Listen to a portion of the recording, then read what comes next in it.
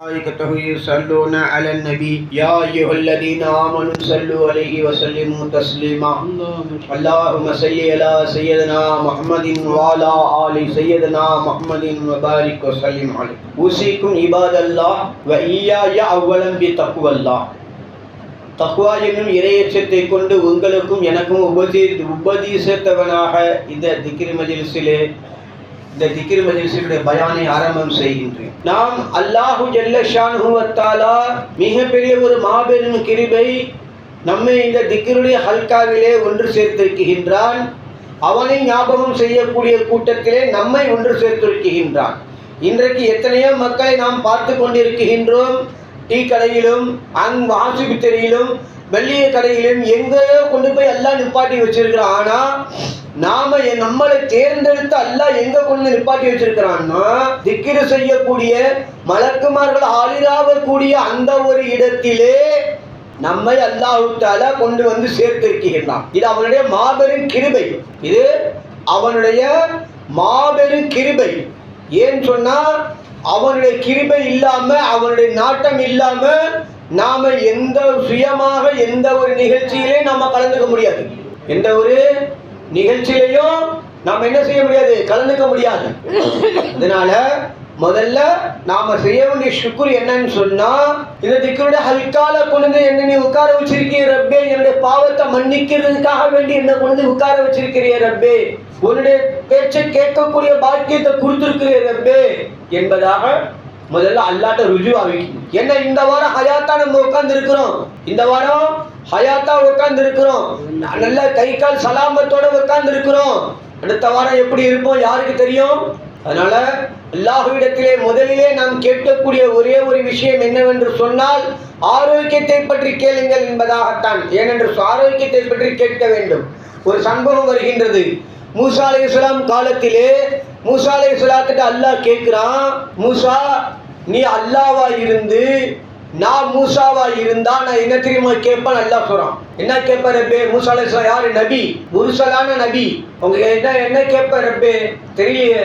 நீ அல்லாவாக இருந்து நான் மூசாவாக இருந்தால் நான் முதல்ல என்னத்தை தெரியுமா கேட்பேன்? ஆரோக்கியத்தை தான் கேட்பேன் என்பதாக அல்லாஹ் சொல்லி தர்றான். அதனால நமக்கு அல்லாஹ் தஆலா ஆரோக்கியத்தையும் சலாமத்தையும் கொடுத்திருக்கிறான். இன்னைக்கு எத்தனையோ பேரை நம்ம பார்க்கிறோம், சலாமத் இல்லாம ஆரோக்கியம் இல்லாம இருக்கிறாங்க. நடக்க முடியல, பேச முடியல, எந்திரிச்சு உட்கார வைப்பதற்கு ஒரு ஆள். எவ்வளவோ அல்லல்கள் பட்டு வாழ்ந்து கொண்டிருக்கின்றார்கள், இன்னல்கள் பட்டு வாழ்ந்து கொண்டிருக்கின்றார்கள். ஆனால் அல்லாஹ் தஆலா நம்மை அப்படியெல்லாம் வைக்காமல் ஹயாத்தை கொடுத்து ஷரீர சலாமத்தை கொடுத்து நடமாட்டத்தோட வாழக்கூடிய பாக்கியத்தை கொடுத்து இந்த திக்ருடைய ஹல்காவில் கொண்டு நம்மளை உட்கார வச்சிருக்கிறானே, இது மிகப்பெரிய ஒரு மாபெரும் கிருபை. இது மாபெரும் ஒரு கிருபை. சிந்திக்க வேண்டும். ஏனென்று சொன்னால் ஒரு மனிதனுக்கு மிக ஏனென்று இபாதத்து செய்ய வேண்டும் என்று சொன்னாலும், திக்ர் செய்ய வேண்டும் என்று சொன்னாலும், ஏனைய அமல்கள் செய்ய வேண்டும் என்று சொன்னாலும், நமக்கு ஆரோக்கியம் இல்லை என்று சொன்னால் எந்த அமலும் நம்மளால் திருப்தியாக செய்ய முடியாது. அதனால தான் முதல்ல ஆரோக்கியத்தை பற்றி கேட்க வேண்டும். அடுத்ததாக நாம் பார்த்தோம் என்று சொன்னால் நம்மளிலே வீடுகளிலே தாய்மார்கள் தொழக்கூடியவர்களாக இருக்கின்றோம். வீட்டில் உள்ள ஆண்கள் பள்ளிக்கு வந்து தொழக்கூடியவர்களாகவும் இருந்து கொண்டிருக்கின்றோம். வரும் பொழுது ஏன்னா ஆயிஷா சித்திகா ரலியல்லாஹு தஆலா அன்ஹா அவங்க தொழுகிற பாயில உட்கார்ந்துருப்பாங்க. பெருமானார் ஸல்லல்லாஹு அலைஹி வஸல்லம் சொல்லுவாங்க, ஆயிஷாமா தொழுவுங்க அப்படின்ட்டு வருவாங்க. அப்போ கேட்குறாங்க ஒரு முறை, ஆயிஷா ரலியல்லாஹு தஆலா அன்ஹா அவங்க கேட்குறாங்க, யா ரசூலல்லாஹ் நான் தான் தொழுவுறதுக்கு உள்ள செஞ்சுட்டு உட்கார்ந்துருக்கேன், என்னடையே சொல்றீங்க கேட்குறாங்க.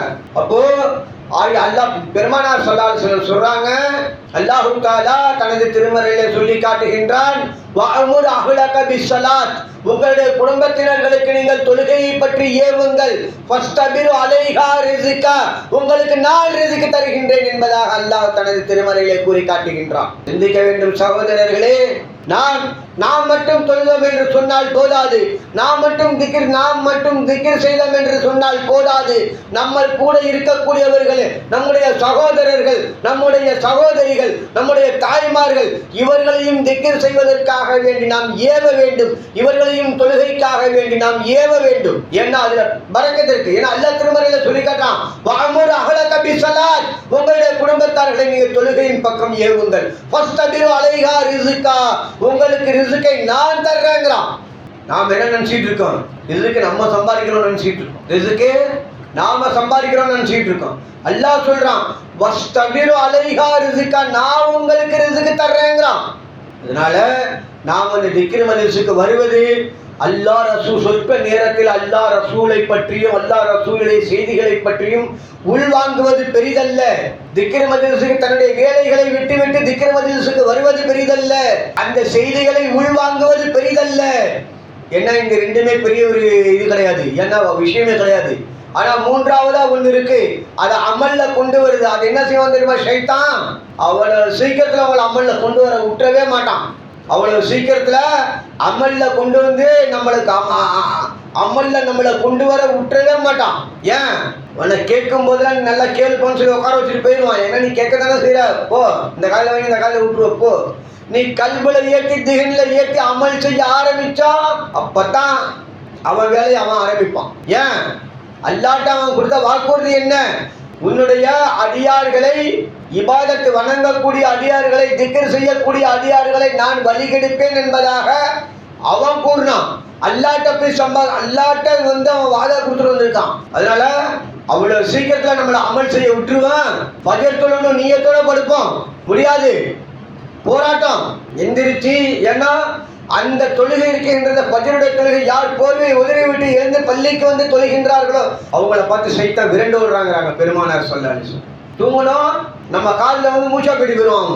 இன்னொரு ஹதீஸ்ல சொல்றாங்க, ஏன்னா ஷாஃபி ரஹ்மத்துல்லாஹி அலைஹி சொல்றாங்க, காதுல நல்லா தட்டி கொடுத்துறாக தான் அவங்களை தூங்க வச்சிருவோம். ஃபஜர் தொழுவாங்க தூங்குனீங்கன்னாக்கா சிந்திக்க வேண்டும். ஏனென்று சொன்னால் இந்த திக்ருடைய ஹல்காவிற்கு வருவதனுடைய நோக்கம் என்ன? அல்லாஹ் ரசூலுடைய செய்தியை பெற்றுக்கொள்ள வேண்டும். பெற்றுக்கொள்வது பெரிதல்ல, காதால கேட்பது பெரிதல்ல, கல்விலே கொண்டு போய் சேர்ப்பது பெரிதல்ல, அதை அமலிலே வாழ்நாளிலே கொண்டு வர வேண்டும். அதுதான் மிகப்பெரிய பெரிது. நாம் என்ன நினைத்துக் கொண்டிருக்கின்றோம் என்று சொன்னால், நாம் தொழுதால் போதும், நாம் திக்ர் செய்தால் போதும், நாம் அமல் செய்தால் போதும். அப்ப நம்ம கூட இருக்கிற சகோதரர்கள், தாய்மார்கள், சகோதரிகள் இவங்க அமல் செய்ய வேணாமா? அவங்களே அமலின் பக்கம் ஏவ வேணாமா? ஏவங்கன்னு அல்லாஹ் சொல்றான். சிந்திக்க வேண்டும். ஏனென்று சொன்னால் நாம் துன்யாவுடைய வாழ்க்கை இப்ப சொல்லி காமிச்சாப்ல உசூர், துன்யாவுடைய வாழ்க்கை அற்பமான ஒரு வாழ்க்கை. துன்யாவுடைய வாழ்க்கை அற்பமான ஒரு வாழ்க்கை. ஒரே ஒரு சம்பவம், ஒரு பெரிய ஆகிது போய் மௌத்தா போயிட்டாரு. அல்லாஹ்வுடைய திரு சமூகத்துல கொண்டு போய் நிறுத்தாட்டப்படுது. இப்ப அல்லாஹ் சொல்றான், என்னுடைய பசுல கொண்டு சொர்க்கம் போறேன்னு சொல்லு, என்னுடைய பசுல கொண்டு சொர்க்கம் போறேன்னு சொல்லு, கிருபை கொண்டு. அந்த அடியான் சொல்றாரு, 1000 வருஷம் இபாதத்து செஞ்ச அடியான். அவர் என்ன சொல்றாரு? இல்ல, நான் 1000 வருஷம் இபாதத்து செஞ்சிருக்கேன். அப்ப அல்லாஹ் என்ன சொல்றான்? ஒரே ஒரு கோலை தண்ணி கொடுங்கிறான். ஒரே ஒரு கோலை தண்ணி கொடுங்கிறான். மலக்குமார்கிட்ட உத்தரவு போறான் அல்லாஹ். ஒரே ஒரு கோலை தண்ணி குடிச்சிட்டான். ஒரே ஒரு கோலை தண்ணி கொடுத்துட்டாங்க. ஒரே ஒரு கோலை தண்ணி கொடுத்தாங்க. வாங்கி அந்த மனுஷன் குடிச்சிட்டான். முடிஞ்சு அல்லாஹ் சொல்லிட்டான், அப்பா ஒரு கோலை தண்ணி வாங்கி குடிச்சிட்டில, முடிஞ்சு உன் அமல் எல்லாம் காலி. இப்ப சொல்லு, இப்ப சொல்லு. இதை ஏன் சொல்ல வருகின்றேன் என்று சொன்னால், அந்த மனுஷன் அப்பதான் ஒத்துக்கிட்டான். என்ன சொன்னா? ரப்பே, உன்னுடைய கிருபை கொண்டு நான் சொர்க்கம் போறேன். அமலை கொண்டு சொர்க்கம் அல்ல, அமலை கொண்டு இபாதத்தை கொண்டு சொர்க்கம் அல்ல. ஏன் இபாதத்து செய்ய வேண்டும்? அதுதான் அங்கே கேள்வி. அல்லாஹ்வுடைய ரிலா கிடைக்க வேண்டும் அல்லவா? அல்லாஹ்வுடைய ஃபஸலியத் கிடைக்க வேண்டும் அல்லவா? அதற்குத்தான் அமல். அல்லாஹ் சொன்னதை செஞ்சிட்டோம்னா அல்லாஹ் சந்தோஷப்படுவான். சொன்னது எதுவுமே நம்ம செய்யல, போய் அல்லாஹ்வுடைய திரு சமூகத்தில் நின்றோம்னா என்னதான் இருக்கும்? ஒண்ணுமே இருக்காது, காலி காலி டப்பாவை தான் நிற்போம். ஏன்னா அல்லாஹ் சொன்னா தொழுவுங்கன்னு அல்லாஹ் சொல்றான், நோன்பு வைங்கன்னு அல்லாஹ் சொல்றான், ஜக்காத்து கொடுங்கன்னு அல்லாஹ் சொல்றான், ஹஜ்ஜுக்கு போங்கன்னு அல்லாஹ் சொல்றான், ஏழை எளியோருக்கு தான தர்மங்கள் செய்யுங்க, சதக்கா செய்யுங்க அல்லாஹ் சொல்றான், பெருமானார் சொல்லி தர்றாங்க. நாம இதெல்லாம் செஞ்சா அல்லாஹ்வுடைய ஃபஸல் கிடைக்கும், அல்லாஹ்வுடைய ரிலா கிடைக்கும், அல்லாஹ்வுடைய ஃபஸல் கிடைக்கும். இதெல்லாம் நம்ம செய்யாம எந்த அமலுமே நான் செய்ய மாட்டேன், எதுவுமே நான் செய்யல, எதுவுமே நான் செய்ய மாட்டேன் என்பதாக நம்ம நப்சு போன போக்குல நம்ம வாழ்ந்தோம். நப்சு போன போக்குல வாழ்ந்தோம். அங்க அல்லாஹ்வுடைய ஃபஸலியத் கிடைக்காது. ஏன்? நீ என்ன செஞ்ச? நான் சொன்னதை எப்ப கேட்டியா? கேட்கல. கேட்காததுனால அங்க நப்சு சொன்னதுபடி நீ வாழ்ந்துட்ட. அல்லாஹ்வுடைய ஃபஸல் எப்படி கிடைக்கும்? அல்லாஹ்வுடைய ஃபஸல் எப்படி கிடைக்கும்? ஷேகுமார்கள் அடிக்கடி நமக்கு சொல்லி தருவார்கள்.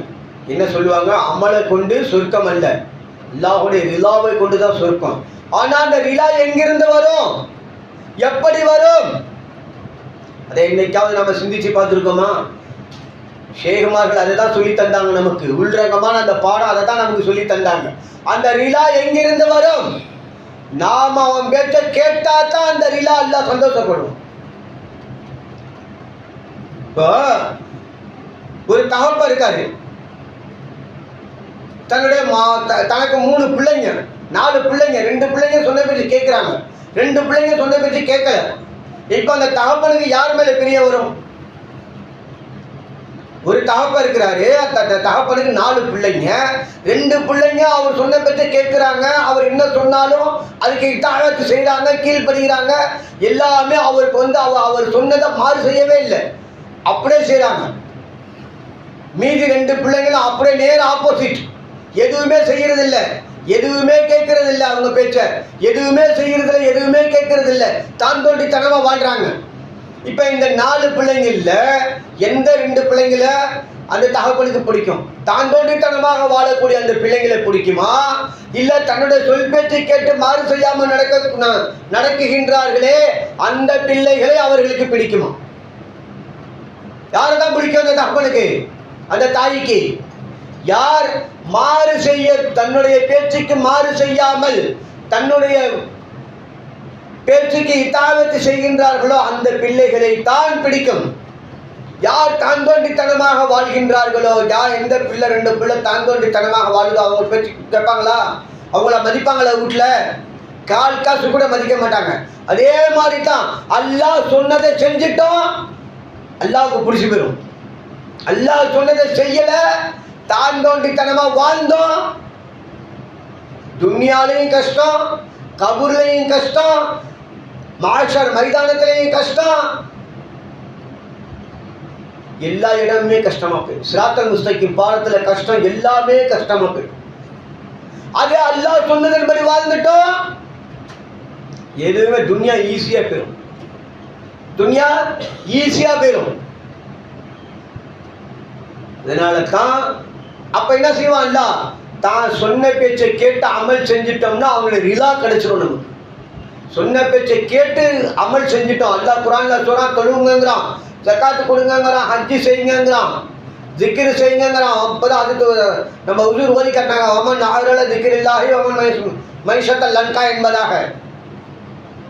உங்களுக்கு நீ அல்லாஹ்வுடைய திக்ரை புறக்கணிச்சா நெருக்கடியான வாழ்க்கை இருக்கு. வலையின் சக்கரத்தும் அசீத் அன்னக்கும் வலையின் கப்பரத்தும் இன்ன அதாபில் சதீத் என்பதாக அல்லாஹ் குர்ஆன்ல ஒரு இடத்துல சொல்லி காட்டுகின்றான். அல்லாஹ்வுடைய நியாமத்திற்கு நம்ம சுக்ர் செஞ்சோம், அல்லாஹ் நமக்கு அதிகப்படுத்திக்கிட்டே இருப்பான். இல்ல அப்படின்னு சொன்னா கடுமையான அதாப் அல்லாஹ் இறக்கிடுவான்,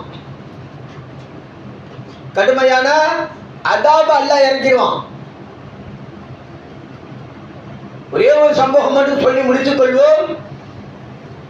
ஏன்னா பாங்கு சொல்லக்கூடிய நேரம் நெருங்கி கொண்டு இருக்கின்றது. மூசா அலைஹிஸ்ஸலாம் காலத்துல மூசா அலைஹிஸ்ஸலாம் இப்பொழுது நமக்கு பெருமானார் ஸல்லல்லாஹு அலைஹி வஸல்லம் காலத்துல நம்ம வாழ்றோம். நமக்கு வெள்ளிக்கிழமை ஒரு மிகப்பெரிய ஒரு சிறந்த ஒரு நாளாக இன்னைக்கு இருந்து கொண்டிருக்கின்றது. அதே போன்று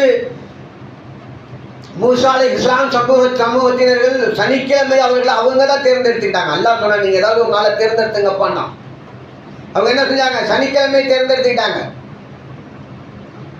சனிக்கிழமை இபாதத்திற்குரிய நாள்.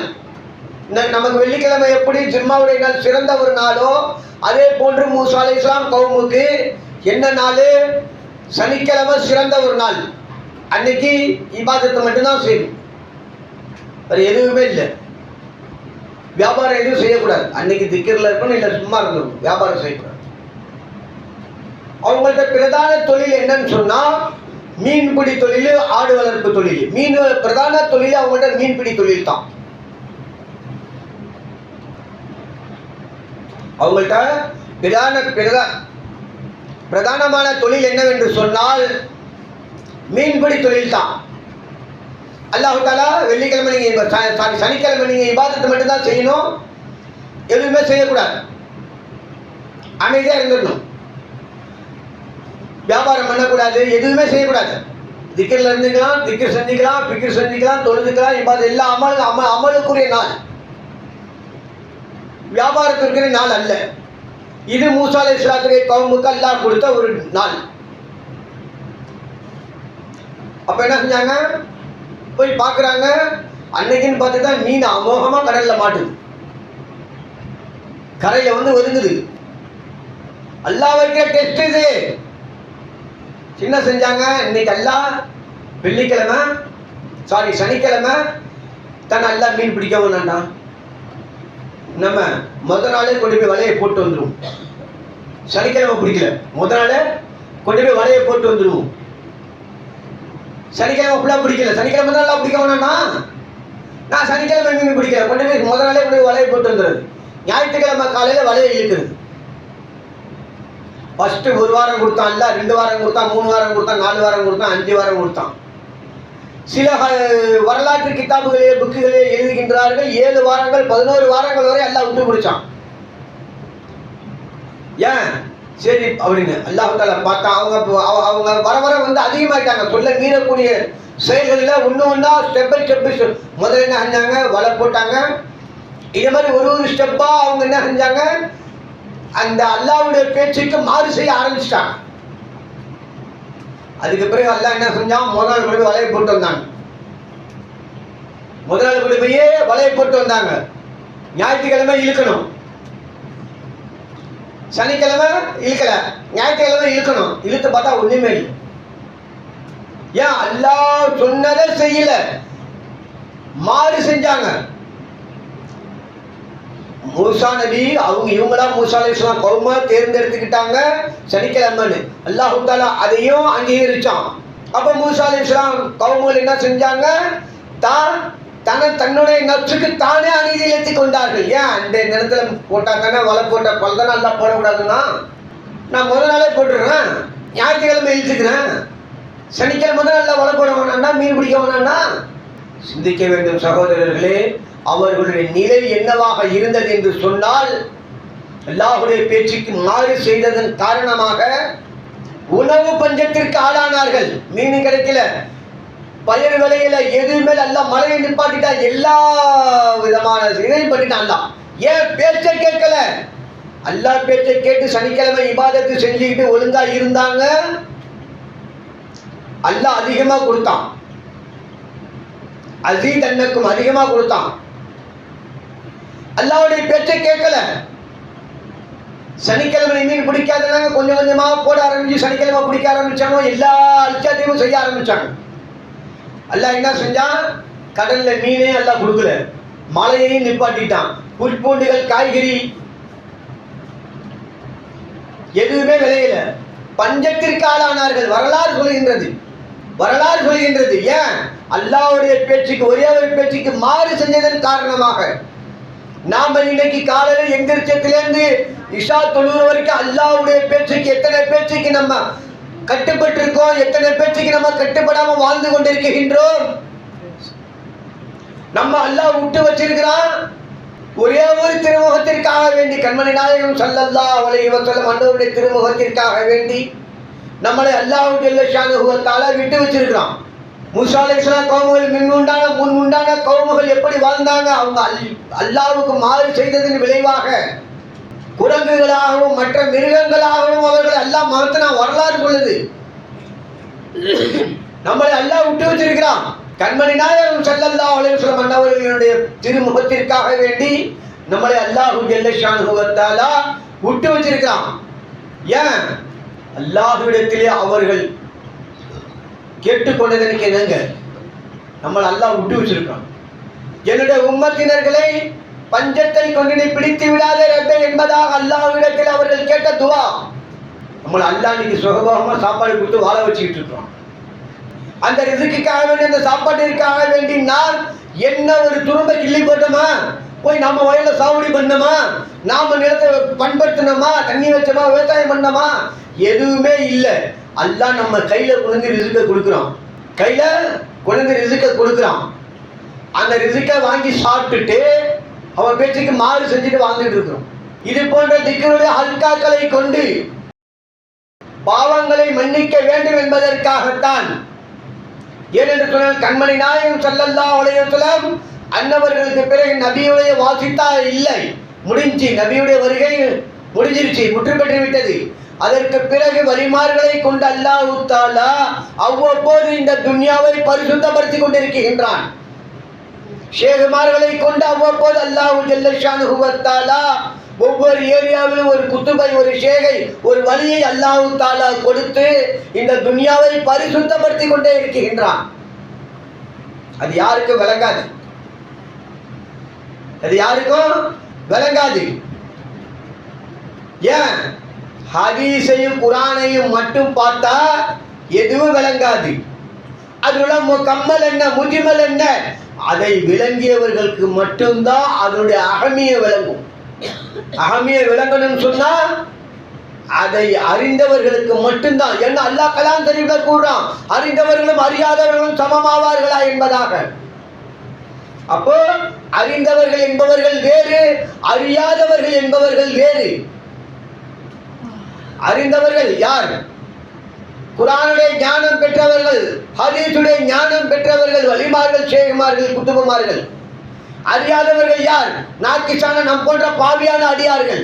சிந்திக்க வேண்டும் சகோதரர்களே, சகோதரிகளே. ஏனென்று சொன்னால் நம்மை அல்லாஹ் தஆலா இந்த திக்ர் மஜ்லிஸில் கொண்டு வந்து அமர்த்தியதனுடைய நோக்கம் நம்மளை அவன் பாவத்தில் இருந்து மன்னிக்க வேண்டும் என்பதற்காகத்தான் அல்லாஹ் தஆலா இது போன்ற திக்ர் மஜ்லிஸ்களை நடத்தாட்டி கொண்டிருக்கின்றான். ஒரே ஒரு சம்பவம் மட்டும் சொல்லி நம்ம முடிச்சுக்குவோம். ஏன்னா அடிக்கடி ஷேனா சொல்லி காட்டுவாங்க.